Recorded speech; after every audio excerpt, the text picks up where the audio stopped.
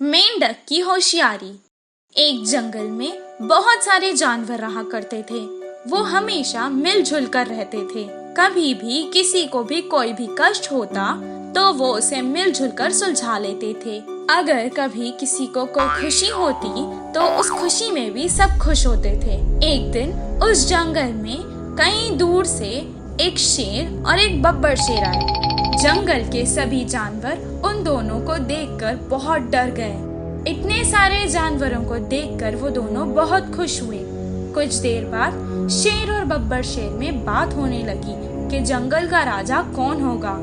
बातों बातों में उन दोनों में बहस हो गई। मैं इस जंगल का सबसे खतरनाक जानवर हूँ, इसलिए मुझे ही इस जंगल का राजा होना चाहिए। मैं इस जंगल का सबसे खतरनाक जानवर हूँ, तुम नहीं, इसीलिए मैं राजा बनूंगा। दूर खड़कर सभी जानवर उनकी बहस को देख रहे थे। वो सब डरे हुए थे। उनके हिसाब से राजा कोई भी हो उन्हें फर्क नहीं पड़ता था, क्योंकि उनकी जान पे खतरा तो था ही। दूर बैठकर एक मेंढक भी ये सब देख रहा था। वो सोचने लगा कि अगर वो इन दोनों के बीच में बहस रुका देगा तो उसे पुण्य मिलेगा। वो कूदता हुआ उन दोनों के बीच में आ गया। तुम दोनों क्यों लड़ रहे हो? मैंने तुम्हारी बातें सुनी। तुम दोनों के बीच में एक प्रतियोगिता लगाते हैं। उसमें जो जीता वही इस जंगल का राजा होगा, और जो हार गया वो राजा का बचाया हुआ शिकार खाएगा। उन दोनों को मेंढक की सलाह अच्छी लगी। तब उन दोनों ने उस पर ही प्रतियोगिता की जिम्मेदारी डाल दी। तुम दोनों एक दौड़ लगाओ, जो मुझे पहले पकड़ लेगा वही विजेता होगा। इतना कहकर वो कूद कूद कर आगे जाने लगा। वो दोनों भी उसके पीछे पीछे उसे पकड़ने भाग रहे थे। होशियार मेंढक ने उन दोनों को अच्छा बेवकूफ बनाया। उन्हें जंगल के बारे में कुछ भी मालूम नहीं था। वो दोनों उसके पीछे पीछे आते रहे और अचानक एक दलदल में फंस गए। मेंढक कूदता हुआ बच गया। वो दोनों उसी दलदल में फंसकर मर गए। तभी सब जानवरों ने इस छोटे से मेंढक को धन्यवाद कहा और उसकी बहुत प्रशंसा करने लगे, और सब पहले जैसा हो गया।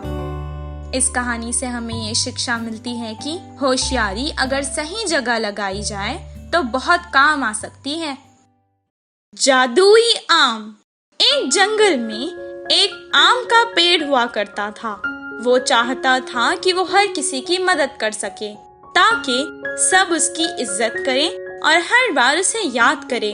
वो बहुत दिन तक तपस्या करने लगा। एक दिन उसके सामने एक देवी प्रकट हुई और कहने लगी, तुम्हारी तपस्या करने का कारण क्या है? जो मेरी इज्जत करेगा, मुझे पानी देगा, मैं उसके सारे कष्ट दूर करना चाहता हूँ। मुझे कोई वरदान दो माँ। तुम बहुत अच्छे हो।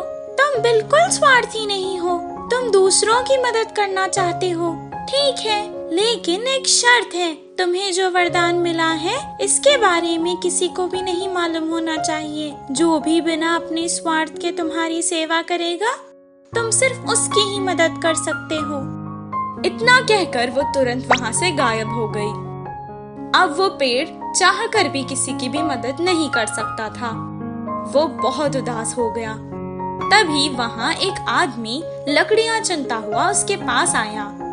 बहुत तेज धूप होने के कारण उसने अपनी लकड़ियों को बांधकर उस पेड़ के नीचे रख दिया, और वो भी पेड़ के नीचे आराम करने लगा। उससे पेड़ की शक्तियों के बारे में पता नहीं था।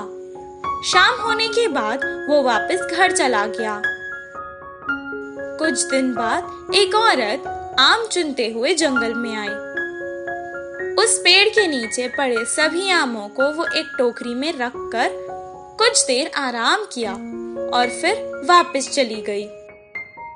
पेड़ बहुत दुखी था, क्योंकि किसी ने भी उसकी सहायता नहीं की थी, पर सब अपने स्वार्थ के लिए ही उसके पास आए थे। कुछ दिन बाद एक आदमी अपनी बकरियों को लेकर जंगल में उन्हें चराने लाया। उसने पेड़ को देखा और कहा, ये पेड़ तो कितना सूख गया है। शायद किसी ने भी इसे पानी नहीं दिया। कितने दिन से प्यासा होगा। अब तो बारिशों का भी मौसम नहीं है। इतना कहकर वो पास के कुएं से पानी ले आया और उस पेड़ के पास डालने लगा। उस आदमी की निस्वार्थ सेवा को देखकर पेड़ बहुत खुश हुआ और उसने उसे एक आम दिया और कहने लगा, ये आम जादुई आम है। अगर तुम इसे खाओगे तो जो भी इच्छा तुम मांगोगे वो पूरी होगी। वो आम लेकर आदमी बहुत खुश हुआ, तुरंत अपने घर वापस चला गया और अपनी पत्नी को सब सुनाने लगा। कुछ देर बाद उसने आम खाया, घर, पैसा, जेवरात, बहुत कुछ मांगे, उसे सब कुछ मिल गया। वो बहुत खुश हुआ। वो लकड़ी चुनने वाला और फल चुनने वाली भी उसके पड़ोसी थे। वो सब उससे जलते थे पर उससे मदद भी मांगते थे। वो सबकी मदद करता था। इस कहानी से हमें ये शिक्षा मिलती है कि बिना स्वार्थ अगर हम किसी की सेवा करेंगे तो हमें फल जरूर मिलेगा। बंदर के बच्चे का सवाल। एक जंगल में एक बंदर का बच्चा रहता था। वह हर समय जंगल में घूमते हुए सब जानवरों को देखता है। तरह तरह के पक्षियाँ जानवरों को देखते ही एक अलग अलग से क्यों है, ऐसे प्रश्न उसके मन में उठते थे। पता नहीं क्यों इस जंगल में सारे पक्षियाँ जानवर एक जैसे नहीं है। एक को पूछो तो दूसरों को बड़ी पंख है। एक जमीन पर भागता है तो दूसरा पानी में तैरता है और एक हवा में उड़ता है। ऐसे क्यों, कुछ समझ में नहीं आ रहा। कोई भी माँ को पहले गुरु मानते हैं ना। मेरे सारे संदेह प्रश्न माँ से जान लूंगी, बोल के माँ के पास गया। माँ, मेरे मन में कुछ संदेह प्रश्न है, उन्हें आप जवाब दोगे? हाँ, बिल्कुल दूंगी। पूछो बेटा। उस जंगल में सब अलग अलग है, ऐसे हमें इतने लंबे पूछ क्यों है? अच्छा, तो यही है तुम्हारे संदेह। हम बंदर हैं, कभी एक जगह पर नहीं रहते। एक पेड़ के ऊपर से दूसरे पेड़ पे उछलते रहते हैं। हमारे पूंछ से पेड़ के डाल को मजबूती से पकड़कर बड़े पेड़ों को पार करते हैं। उतना ही नहीं, हमारे पूंछ से शरीर पे उड़ते हुए कीड़ों को भी भगा देते हैं। अच्छा, ऐसा है। माँ, पूंछ सिर्फ हमें ही होता है क्या और किसी को भी नहीं होता है क्या? क्यों नहीं, बहुतों को होता है ना।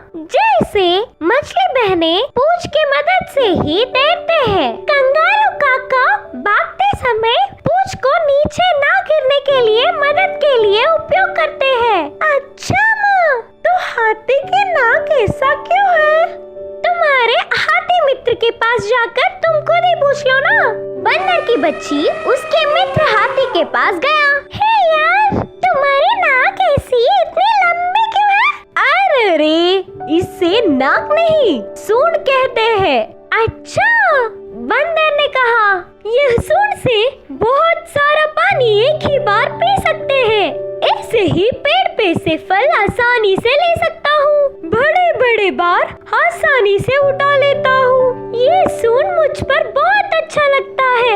हाँ, बिल्कुल सच है। हाथी और बंदर नदी के किनारे जा रहे थे तो एक मछली पानी में उड़ती हुई दिखी। मछली दोस्त, तुम क्यों हमेशा पानी में ही रहते हो? तैरने लगता क्या?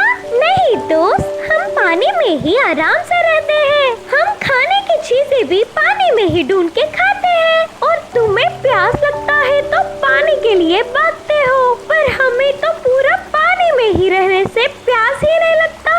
हाँ, तुम्हारे बोलने से अब मुझे प्यास लग रहा है। हाथी नदी में पानी पी रहा था। आते हैं मित्रों करके हाथी और बंदर की बच्ची मछलियों को बोल के ऐसे पेड़ के ऊपर से उछले। पेड़ की ढाल पे एक कौवा बैठ के कुछ खाते हुए बंदर की बच्ची को दिखी। कौवे दोस्त, तुम्हें बस पैर क्यों है, हाथ क्यों नहीं है? बोलकर पूछा। हमें हाथ नहीं होते, उसके स्थान पर पंख रहते हैं। उन पंखों की मदद से हम कितनी दूर चाहे उतनी दूर उड़ सकते हैं। ऐसे उड़ते हुए हम खाना खा लेते हैं। ऊपर से हम मौसम का हाल पहले ही जान लेते हैं। तब जल्दी से पंखों की मदद से किसी सुरक्षित जगह पर पहुंच जाते हैं। ओह अच्छा बोल के उधर से बंदर की बच्ची निकलकर अपनी माँ के पास पहुँच गया। माँ, आज मेरे कुछ मित्रों से मिला। उनके विशेषताओं से वह बहुत खुशी से जी रहे हैं। मैंने अपनी आंखों से देखा। माँ, मैंने जान लिया कि ये भगवान की सृष्टि में हमारे जानवरों की दुनिया बहुत ही अद्भुत है। ऐसे बच्चा खुशी से बोलने पर माँ भी बहुत खुश हुई। इस कहानी की नीति यह है कि खुद अकेले की दुनिया तो नहीं होती, लेकिन जो उसी दुनिया को अद्भुत मान लेता है ना, उनको उससे बड़ी खुशी की बात होगा ही नहीं।